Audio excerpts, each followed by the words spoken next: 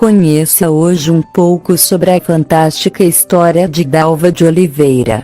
Quem foi Dalva de Oliveira? Seu nome era Vicentina de Paula Oliveira. Nascida em 5 de maio de 1917, em uma família humilde na cidade de Rio Claro, interior de São Paulo.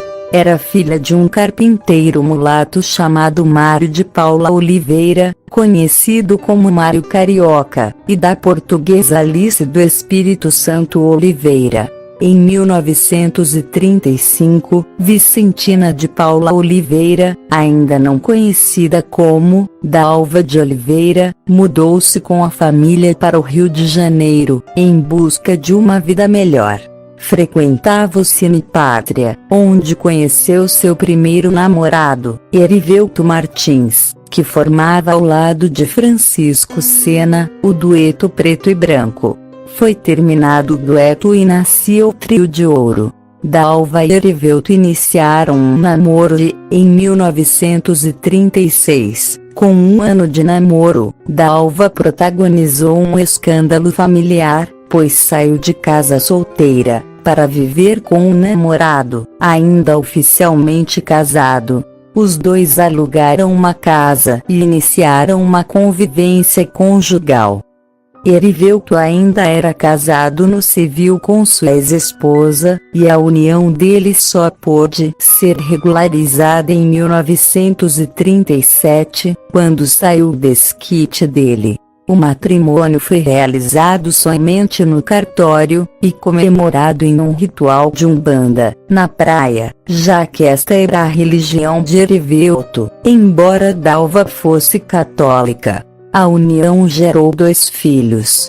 Os cantores Peri Oliveira Martins, conhecido como Peri Ribeiro, e Ubiratã Oliveira Martins. A união durou até 1947, quando as constantes brigas, traições, crises violentas de ciúmes e humilhações por parte de Erivelto deram fim ao casamento.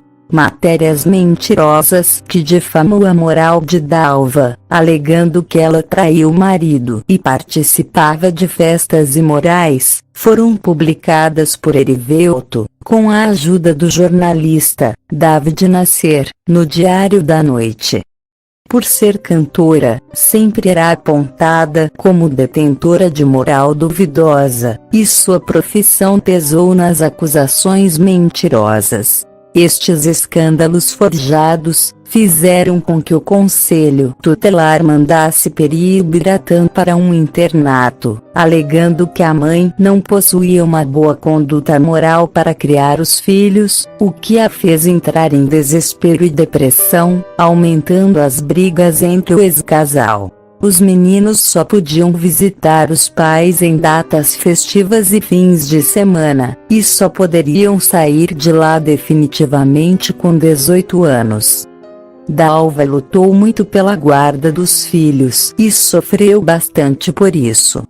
Em 1949, Dalva e Erivelto oficializaram a separação, se desquitando, já que o divórcio ainda não existia no Brasil. Em 1952, depois de se consagrar mais uma vez na música mundial, eleita rainha do rádio de 1951, Dalva de Oliveira resolve excursionar pela Argentina, para conhecer o país e cantar em Buenos Aires. Nessa ocasião conhece Tito Clemente, que se torna primeiro seu amigo, depois seu empresário e mais tarde, seu segundo marido, quando Dalva se mudou para Buenos Aires, indo morar na casa de Tito, antes da união oficial.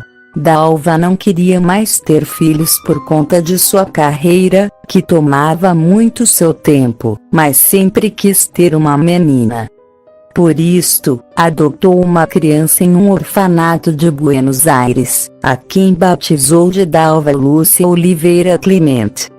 Dalva e Tito, após 2 anos morando juntos, casaram-se oficialmente em um cartório na Argentina, e viveram juntos por alguns anos. No começo, a união era feliz e estável, e criaram a filha com muito amor e dedicação. Após mais de 4 anos de casamento, o casal passou a viver brigando, também por conta da carreira de Dalva, que vivia viajando, e de seus filhos, a quem constantemente visitava no Brasil, o que desagradava o marido, que queria que ela deixasse para trás sua carreira e seu passado no Brasil, para viver exclusivamente para ele e para a criação da filha, mas Dalva jamais aceitou essa imposição. Dalva também era uma mulher simples e querida por todos, fazendo amizade com facilidade, mas Tito queria uma mulher fina e cheia de requintes, sempre pronta para atender a todos em cima do salto. Essa grande diferença de temperamentos, que culminou em muitas brigas e humilhações, pôs fim à união do casal no início dos anos 60. Dalva se mudou para o Brasil, mais especificamente para o Rio de Janeiro, com a filha, de volta para sua casa, mas no mesmo ano, Tito entrou na justiça pedindo a guarda da menina, e Dalva voltou para Buenos Aires, onde entrou em processo contra o marido. Para manter o processo até o fim, Dalva deixou sua carreira no Brasil e passou a morar com a filha em Buenos Aires até a decretação da sentença do juiz. Dalva e Tito passam a brigar muito pela guarda da criança, com brigas verbais e mútuas acusações, mas Tito acabou usando as mesmas provas que Erivelto utilizou. As notícias mentirosas em jornais a respeito da moral duvidosa da cantora. Muito triste e infeliz, perdeu a guarda de sua menina e voltou sozinha para o Brasil, dando entrada no pedido de divórcio, já em vigor no Brasil. Ela retomou sua carreira, fazendo mais sucesso que nunca. Em 1963, já há alguns anos separados, a separação oficial finalmente é concedida pelo juiz, já que casamento entre estrangeiros, na época, havia demora para protocolar o divórcio. Dalva de Oliveira volta a Buenos Aires para assinar os papéis e se divorcia de Tito, voltando logo em seguida para o Brasil. Seus pequenos momentos de felicidade ocorriam quando seus 3 filhos a visitavam nas férias escolares de janeiro. Iam visitar a mãe no Rio de Janeiro, e passavam um mês com Dalva, em sua mansão. A cantora cancelava todos os shows do mês para ficar com os filhos. Seu desejo era poder viver com os 3, sempre juntos, um sonho que não pôde realizar. Os anos se passaram. Dalva vivia sozinha em sua mansão, e já havia se acostumado com a solidão. Para compensar a tristeza, passou a beber e fumar compulsivamente. Neste período, teve alguns namorados, como cantores e atores, mas eram relacionamentos sem compromisso, que duravam geralmente uma noite ou poucos meses, pois não queria se apegar a ninguém, pois não pretendia casar-se novamente, apenas viver a vida com homens que a atraíssem, e nenhum deles havia despertado algo além de paixão momentânea. Também não tinha tempo de dedicar-se a um relacionamento, pois viajava o mundo em turnês musicais. Estava concentrada em sua carreira e fazendo mais sucesso ainda, quando, sem estar à procura, ela conhece Manuel Nuno Carpinteiro, um homem 20 anos mais jovem, por quem se apaixonou perdidamente, e com quem redescobriu o amor. Com poucos meses de namoro, ele foi morar na sua casa. Com alguns anos juntos, se casaram oficialmente, e este fora seu terceiro e último marido. Ao assumir o namoro, foi alvo de muitos preconceitos, pela grande diferença de idade, mas Dalva não ouviu os outros, e escutou a voz de seu coração, seguindo os passos da felicidade. Em 19 de agosto de 1965, Dalva e Manuel, que na época ainda era seu namorado há pouco tempo, sofreram um grave acidente. Ele dirigia o veículo, onde acredita-se que havia ocorrido uma discussão por ciúmes, e haviam bebido muito, quando Manuel perdeu o controle, atropelando e matando 4 pessoas.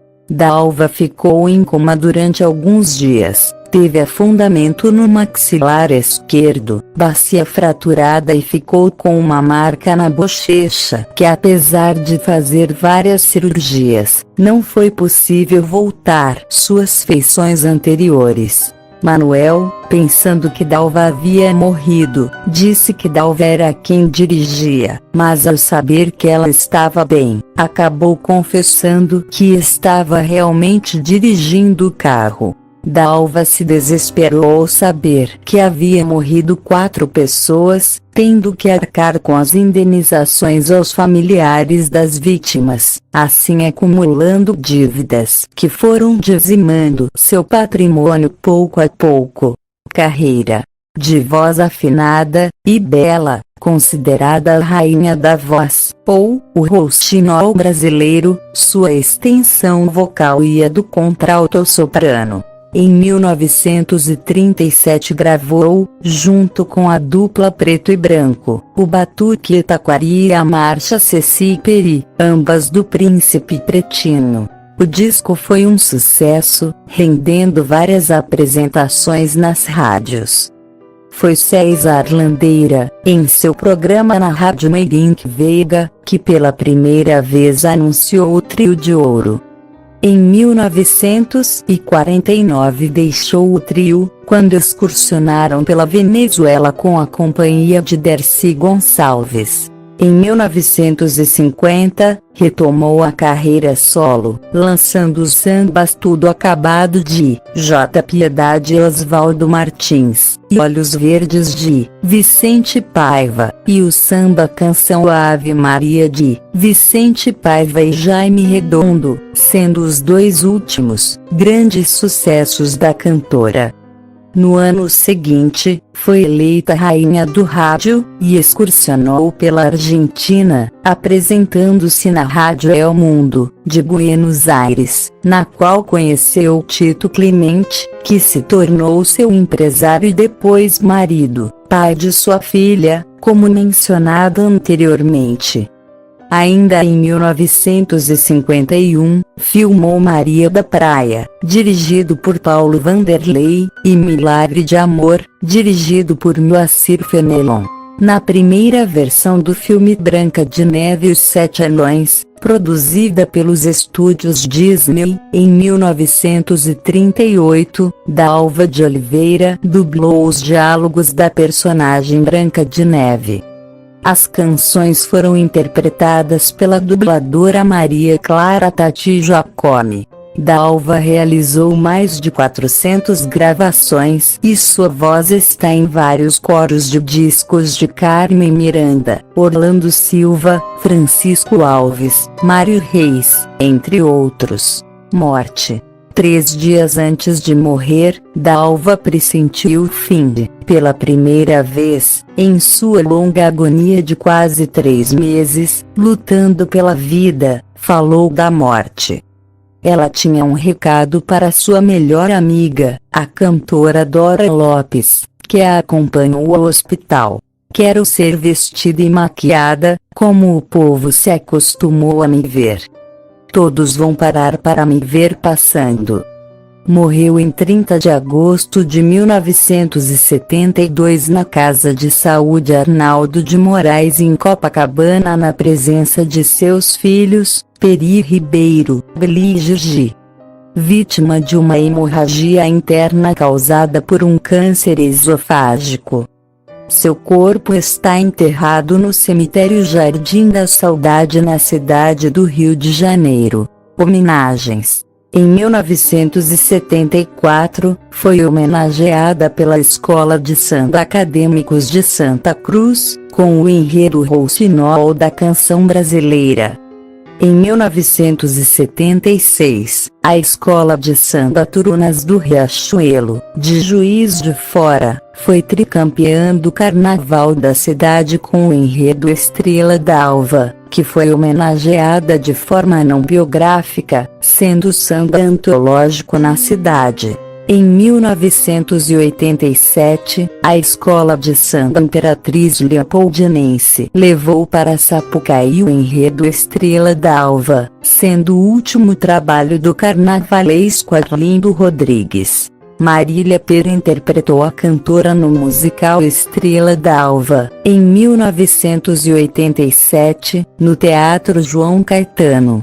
Em 2002, o teatrólogo mineiro Pedro Paulo Cava produziu e dirigiu o espetáculo teatral Estrela d'Alva, cujo sucesso rendeu ao elenco de 16 atores viagens por diversas capitais brasileiras e cidades do interior de Minas Gerais, após quase 2 anos em cartaz na capital mineira. D'Alva foi interpretada por Rose Brant, Erivelto Martins por Léo Mendonça e Nilo Chagas por Diógenes Carvalho. O espetáculo foi baseado no livro de Renato Borghi e João Elísio Fonseca, e adaptado pelo diretor da peça. O elenco tinha ainda Diorcélio Antônio, Frede Mozart, Rui Magalhães, Márcia Moreira, Leonardo Scarpelli, Felipe Vasconcelos, Libéria Neves, Jair Baptista, Ivana Fernandes, Patrícia Rodrigues, Meíbe Rodrigues, Fabrício Teixeira e Bianchi Xavier. A produção executiva foi de Cássia Cirino e Luciana Tognoli. Todo o elenco passou por meses de preparação vocal e corporal, dando vida e emoção, sempre aplaudidos de pé pelo público que lotava as sessões. A vida de Dalva de Oliveira foi retratada em janeiro de 2010, com a minissérie Dalva Erivelto, uma canção de amor, produzida pela Rede Globo. A atriz Adriana Esteves interpretou Dalva, enquanto o ator Fábio Assunção interpretou Erivelto Martins. Sua vida foi em vários detalhes ficcionalizada, além de ser omitida a existência de sua filha Dalva Lúcia, que estava presente no hospital quando a mãe entrou em coma, além da outra irmã, Margarida. Tito Clementi, seu segundo marido, também foi omitido, e no lugar deste, foi criado o personagem Rick Valdez, assim como Nuno, seu último marido, aparece com o nome de Dorival. Em sua cidade natal, Rio Claro, existe uma praça em sua homenagem com o nome de Dalva de Oliveira, inaugurada em 15 de julho de 2000. No local existe um busto em bronze da cantora. A praça fica localizada na Avenida Tancredo Neves com a Rua 14, bairro Jardim Claret, e também foi inaugurada uma praça com o seu nome em Irajá, Rio de Janeiro, como outra forma de homenagem. Em 2017, por ocasião do centenário de seu nascimento, foi homenageada com a exposição Dalva de Oliveira, 100 anos do mito, no Instituto Cultural Cravo Albim. Em 2018, Dalva volta a ser homenageada na Sapucaí. Desta vez na Unidos do Porto da Pedra, como uma das 10 homenageadas do enredo Rainhas do Rádio, nas ondas da emoção, o Tigre coroa as divas da canção.